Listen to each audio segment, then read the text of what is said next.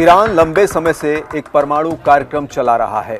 उसके इस कार्यक्रम की अमेरिका को जब भनक लगी तभी से इस पर उसकी बुरी नजर है। वो ईरान को परमाणु संपन्न देश नहीं बनने देना चाहता, क्योंकि ईरान उसका पुराना दुश्मन है और दुश्मन का ताकतवर होना किसे पसंद होगा, यानी किसी को नहीं। ऐसे में अमेरिका हमेशा ईरान के इस परमाणु कार्यक्रम को बर्बाद करने में लगा रहता है।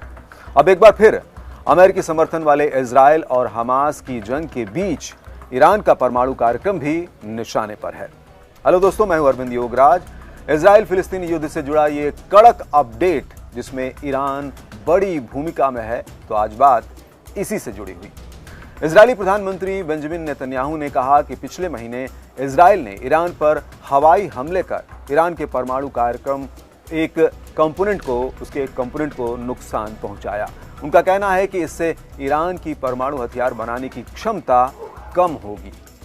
नेतन्याहू ने सोमवार को इजराइल की संसद नेसेट में दिए भाषण में कहा कि इस हमले में उनके परमाणु कार्यक्रम का एक खास कंपोनेंट प्रभावित हुआ है। हालांकि उन्होंने इस बारे में कोई अधिक जानकारी नहीं दी कि किस कंपोनेंट को नुकसान पहुंचा है। आपको बता दें कि परमाणु हथियारों के लिए यूरेनियम सबसे महत्वपूर्ण चीज मानी जाती है और इसका संवर्धन भी बहुत सेंसिटिव होता है। बीते 26 अक्टूबर को इजरायली लड़ाकू विमानों ने ईरानी सैन्य संपत्तियों को निशाना बनाते हुए 3 बार हमला किया। ईरान ने इजराइल पर करीब 200 बैलिस्टिक मिसाइलें दागी थी और इस तरह से इजराइल ने हिजबुल्लाह नेता जो वहां के हसन नसरल्लाह हैं और हमास नेता इस्माइल हानिये की हत्या कर दी थी। इसके बदले में ईरान ने इजराइल पर मिसाइल दागी थी। उधर इजराइल ने जब ईरान के परमाणु कार्यक्रम पर हमला किया तो वहां के सर्वोच्च नेता अली खामेनेई ने कहा कि हमलों को बढ़ा चढ़ाकर नहीं बताया जाना चाहिए और न ही कम करके आंका जाना चाहिए। संयुक्त राज्य अमेरिका में राष्ट्रपति जो बाइडेन ने हमलों से पहले कहा था कि वो ईरानी परमाणु स्थलों पर हमले का समर्थन नहीं करेंगे, क्योंकि इससे क्षेत्र में और अधिक तनाव बढ़ने की आशंका बढ़ जाएगी। उधर परमाणु कार्यक्रम पर हमले के इजरायली दावों पर ईरान ने अभी तक कोई टिप्पणी नहीं की है। पिछले हफ्ते ईरानी राष्ट्रपति मसूद पेजेश्कियन ने अंतर्राष्ट्रीय परमाणु ऊर्जा एजेंसी यानी IAEA के प्रमुख राफेल ग्रॉसी से कहा कि उनकी सरकार जनवरी में अमेरिका के नवनिर्वाचित राष्ट्रपति डोनाल्ड ट्रंप के शपथ ग्रहण से पहले अपने परमाणु कार्यक्रम से जुड़ी चिंताओं को दूर करने के लिए तैयार है। देखिए, ग्रॉसी ने कहा है कि ईरान के साथ परमाणु वार्ता में किसी नतीजे पर पहुंचना इस दिशा में एक नए विवाद को रोकने के लिए जरूरी था, खासतौर से ऐसे समय में जब ईरान पहले से ही गाजा और लेबनान पर हमलों को लेकर इजराइल पर भड़का हुआ है। ग्रॉसी ने इस बात पर भी जोर दिया कि ईरानी परमाणु स्थलों पर हमला नहीं किया जाना चाहिए। अच्छा, आगे बढ़ने से पहले अगर आप इस चैनल पर नए हैं, देश दुनिया की खबरें जानना आपको अच्छा लगता है, तो इसे सब्सक्राइब कर लें। घंटी के निशान को भी दबाकर ऑल कर लें, क्योंकि कड़क खबरों की भरमार है यहाँ। तो चलिए अब वापस मुद्दे पर, खबर पर लौटते हैं। अब ये भी जान लेते हैं कि क्या है ईरान का न्यूक्लियर प्रोग्राम और आखिर ये निशाने पर क्यों है। कहीं उस पर हो रहे इजरायली हमलों में अमेरिका की भूमिका तो नहीं है। देखिए, इन सब पहलुओं को सामने हम रखेंगे, लेकिन पहले आपको ले चलते हैं साल 2015 में, जहां पर लंबे समय से प्रयास से ईरान और अमेरिका सहित 5 अन्य देशों का परमाणु करार हुआ। इस समझौते पर पूरी दुनिया ने राहत की सांस ली थी और लोगों को उम्मीद थी कि ईरान के परमाणु कार्यक्रम से पैदा हुआ अंतर्राष्ट्रीय तनाव शांत होगा और पूरा विश्व फिर से ईरान के साथ अपने आर्थिक संबंध को बेहतर करेगा। हुआ भी ऐसा ही, लेकिन तत्कालीन राष्ट्रपति डोनाल्ड ट्रंप द्वारा इस परमाणु कार्यक्रम को, इस करार को तोड़ने से एक बार फिर से अंतर्राष्ट्रीय संकट की आशंका पैदा हो गई है। क्या है ईरान का परमाणु कार्यक्रम? तो 1950 के दशक में ईरान ने शांतिपूर्ण तरीके से परमाणु कार्यक्रम की शुरुआत की थी। बात तब बिगड़ी जब 2002 में ये बात सामने आई कि NPT यानी नॉन प्रोलिफरेशन ट्रीटी या परमाणु अप्रसार संधि पर हस्ताक्षर करने के बावजूद ईरान अपने नाभिकीय हथियारों को तेजी से इकट्ठा कर रहा है। इससे अंतर्राष्ट्रीय समुदाय में ईरान के परमाणु कार्यक्रम को लेकर चिंता बढ़ने लगी।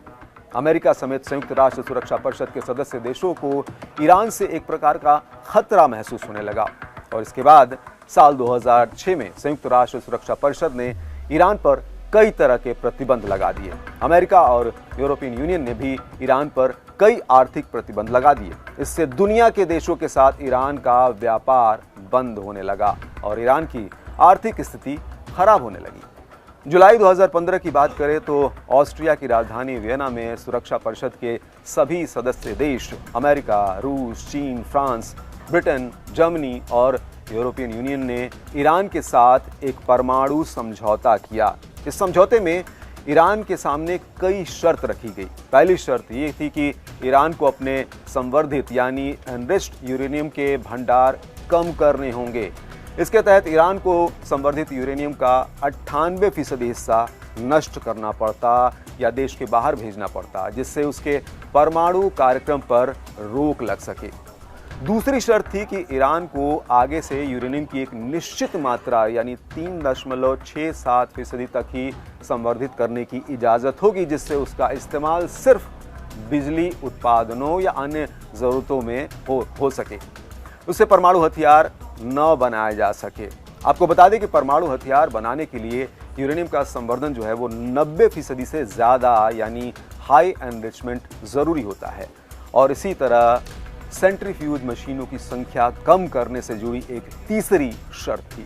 सेंट्रीफ्यूज ऐसी मशीन होती है जिससे यूरेनियम संवर्धन किया जाता है और तीसरी शर्त के तहत ईरान को लगभग 6000 सेंट्रीफ्यूज रखने की अनुमति होती, जबकि उसके पास कुल 19,000 सेंट्रीफ्यूज थे। अमेरिका ईरान के परमाणु कार्यक्रम को पूरी तरह से बंद करा नहीं सकता, क्योंकि जब दुनिया के अधिकतर देश परमाणु कार्यक्रम चला रहे हैं तब केवल ईरान को रोकना तर्कसंगत नहीं है। दूसरा, जब कोई देश शांतिपूर्ण उद्देश्यों यानी बिजली उत्पादन और अन्य चीज़ों के लिए परमाणु कार्यक्रम चला रहा होता है तो उस पर कोई आपत्ति भी नहीं करता। इधर ईरान भी अपने परमाणु कार्यक्रमों को शांतिपूर्ण ही बताता है, लेकिन विश्व के शक्तिशाली माने जाने वाले देशों के मन में उपजी आशंकाओं से ईरान का परमाणु कार्यक्रम निशाने पर रहता है। अब जब इजरायल ने ईरान के परमाणु कार्यक्रम पर हमला किया है तो इसमें अमेरिका की भूमिका की भी चर्चा जरूरी है। अभी तक आप ये समझ गए होंगे कि ईरान का परमाणु कार्यक्रम हमेशा से ही अमेरिका के निशाने पर रहा है। ऐसे में हो सकता है कि कहीं अमेरिका ने ही इजरायल के जरिए ईरान के परमाणु स्थलों पर हमला कराया हो, क्योंकि इजरायल गाजा में जो कुछ भी कर रहा है उसमें अमेरिका पूरी तरह से उसके साथ है। अमेरिका हथियार से लेकर खुफिया इनपुट तक इजरायल को दे रहा है। जानकारों का यह भी कहना है कि देखने में भले ही लग रहा है कि इजरायल और हमास युद्ध लड़ रहे हैं, लेकिन ये युद्ध इनडायरेक्ट तरीके से अमेरिका और ईरान ही लड़ रहे हैं। अगर ऐसा है तब इस बात की पूरी संभावना है कि ईरान के परमाणु स्थल पर हमले में अमेरिका की भूमिका है।